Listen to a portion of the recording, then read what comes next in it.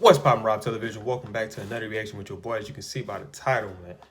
Yes, I'm back with another, well, you can't say MJ video, but this is a Chicago Bulls as an organization and the dynasty video. But you can see, I made today Jordan Day in terms of my YouTube channel, because I mean, my previous two videos have been Jordan videos, so I went ahead and finished off the third video, been a Jordan video as well. But as you can see by the title, man, this is 7 reasons why the 96 Bulls is the best team of all time. And I mean, that's been up for debates, who is the greatest team of all time. And 9 times out of 10, when people name a team, it's always been the 96 Bulls team, which, you know, I'm familiar with them, but I'm pretty sure this video is going to give me a lot more insight of to why so many people think that they're the best team of all time. A lot of people, I feel like, say that just because it was just strongly because Jordan was on that. But this video is going to break down why. But before we get into this video, man, do me a big favor, man. Smash that thumbs up button because you know the video about to be lit. Also, if you're new to the channel, make sure you subscribe. Click that post notification bell to be notified on all things Rob Television. Let's check it out, man. All right, you guys, do me a big favor, man. Before you get into this video, if you haven't already, man, follow me on all my social medias, Instagram, Snapchat, Twitter. All the links will be down in the description. And if you wasn't notified on this from my previous videos, I also have a PayPal just in case you guys want to donate, whatever the amount is. It don't matter. It could be 50 cents. You know what I mean? If you want to donate that, make sure you show me some love on that. PayPal link will be in the description as well. All my links for everything is in the description, man. Make sure y'all show that some love. Let's get into this video.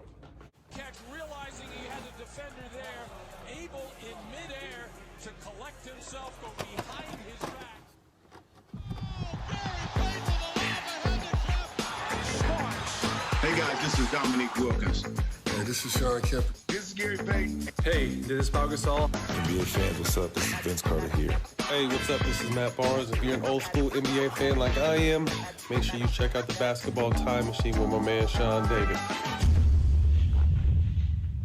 Hey folks, how's it going? Welcome back to the Basketball Time Machine. I'm your host Sean What's up, David. Sean? I hope you're ready What's for that? a weekly dose of old school NBA basketball.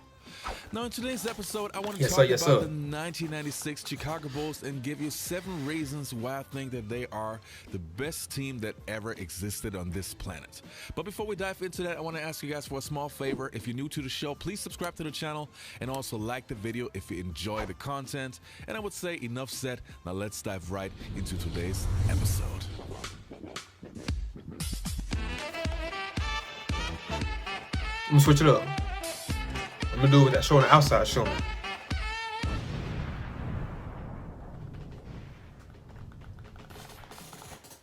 All right, Hey, y'all gotta start hitting y'all as I dance with me said, too, I will man. narrow it down to 7 different categories, so let's start with number 1. The first reason was the team chemistry on the Chicago Bulls.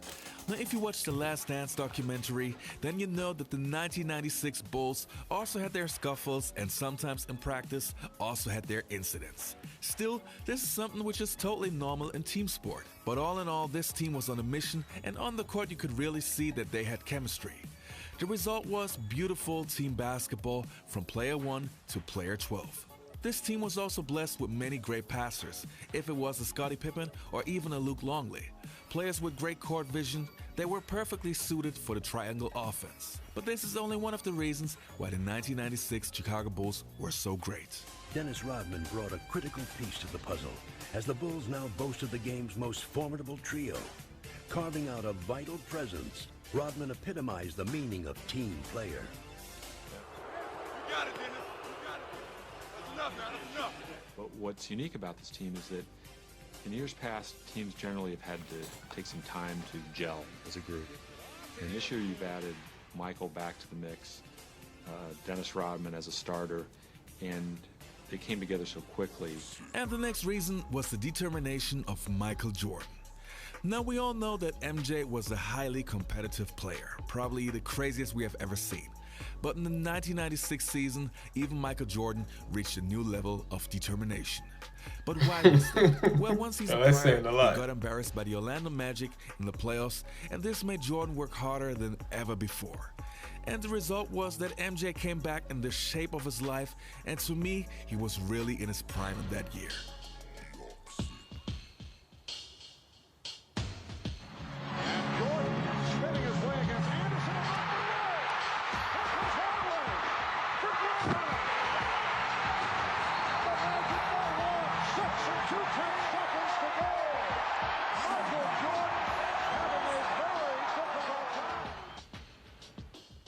Well, I think it was all a challenge for the whole team. I mean, we all knew that it was a little bit of a failure from last season. Michael coming back, being his greatest player as he was at that time, he just wasn't up to par. He wasn't ready for a game situation. Looking back at that, I think Michael had a lot more to want to win over than anybody, because everybody remembered your last game, and he prepared himself the next season to go out and, you know, for us to dismantle the whole league. From North Carolina. That was the year that he went out and filmed his Space Jam commercial. He had this big facility set up in California where he was working out every day. So anytime you hear that about Michael, that he's training, And that's the crazy thing. If you watch this the Last Dance documentary, and they were just talking about like how, you know, when he was filming that he said commercial movie, but whatever. Shorts been basically whenever he was filming Space Jam, the Space Jam movie, he had like the facility and stuff. That was like, man, after filming, he would go to the and run, like, I'm talking about after all day filming, late at night, man, he would have like open runs like with a whole bunch of, you know, current NBA players. They would come and they would just play game after game after game after game after game. Like, this man work ethic was really insane, bro. Like, it was crazy. It was next level, man. He's not just training just to look good. Michael drives inside, double pumps and put it in one move by MJ. The bonus. Stripped by Jordan. Breakaway. Over. Quarter post up again. That was a nice move. This goal here, Jim, they go up 5. Oh, man. Oh, my God. What a play. We have seen this man do some incredible things. But have you ever seen him do anything? And the next reason that I have on my list is defense. So this one right here is probably the one that gets mostly overlooked. But again, this could also easily be the biggest difference maker to all the other teams that are in the GOAT conversation. The Bulls had the best defensive team of all time. They were as good as the Detroit Bad Boy Pistons, but without the brutality. Michael Jordan, Scottie Pippen, and Dennis Rodman are 3 of the top 10 best defenders of all time. But then you add guys like Ron Harper, who was one of the best guard defenders of his era, plus the John Spider Selly and James Edwards of the Detroit Bad Boy Pistons, and all the other guys were pretty solid too. The Bulls would only allow 92 points per game, which was pretty great if you take into consideration what a fast pace this team plays. From there. Familiar positions. Rodman trying to get it back, could not. And here is Person rejected by Hart. Back Cassell feeding Robert Horry and blocked by Dennis Rodman. What a wide open. Horry was going to Give me that. Rodman comes in. Williams. Look to Smith in the base. Give me that. Blocked by Pippen from in here. Nice play as Michael Smith goes up. And then Luke on defense. Watch this erasure here. Goes up and shoots anyway, an air ball. The loose ball picked up by Curry. Just watch Wennington, who lost it, and here comes Barrows. Pippen on the block. Comes from the back. He makes the block, but there's nobody there to help to pick up the ball. So Fox. Okay, see if we can pick this up. Comes Scotty from behind. He's trying to block the shot. 5 to go on the shot clock. Thorpe all over Rodman. Down here, Tony Smith goes on in, and Michael comes from the back and blocks it to the left tonight. Absolutely. Due to a groin injury. What's the movement here? Watch it. Hardaway, the lead. That was a good The next steal. reason is the growth of Scottie Pippen. When Michael Jordan had retired a few years prior to 1996, Scottie Pippen... And see what I'm talking about? And you see what I'm talking about? Now, the video before this one was, you know, Scottie Pippen exposing Michael Jordan's secrets. And I was like, one reason why he could have did that in that book was because he felt that he didn't get the credit he deserved. But I was like, bro, from every...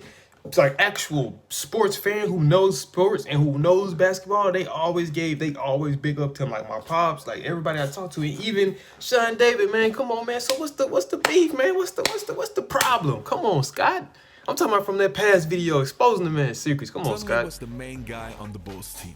And this was the best thing that could have ever happened to him in order to grow as a basketball player. He now had the responsibility to carry the team every single night, and he did it in a spectacular way, almost winning the MVP award that year. Now when Michael Jordan came back, Scottie Pippen was even more of a leader and was able to carry the team when Michael Jordan needed a break. You could see that Scottie had a different kind of confidence and was now a true NBA superstar. And coming in with the next reason, the incredible Chicago Bulls bench. As an old school fan, you probably noticed a team is only as good as its bench. And the Chicago Bulls had a great bench in 1996. Steve Kerr, for example, who was percentage-wise the best three-point shooter of all time, he was the perfect addition to the team because once he was open, you knew he would make the three-pointer. Then, as I already mentioned earlier, you had John Spider Selly, who was a great all-around defender. Then you had role players like Randy Brown, Judd Bushla, Bill Wennington, and of course the best sixth man of that year, Tony Kukoc. Tony Kukoc would have been a superstar on any other team. I mean, this guy came off the bench, but he was a player who could score, who could handle the ball, who could pass, who could shoot from anywhere, so this guy was a solid player. And not to mention, this guy was clutch as hell. And in his first season, he proved he was ready for playoff pressure. Kukoc for the win.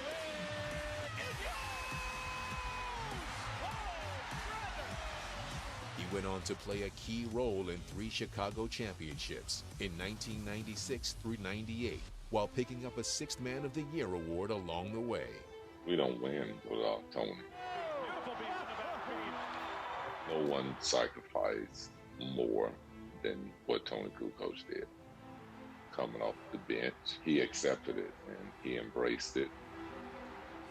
One of the best international players to ever come and play in America. His success speaks for that. He's one of the greatest to ever do it.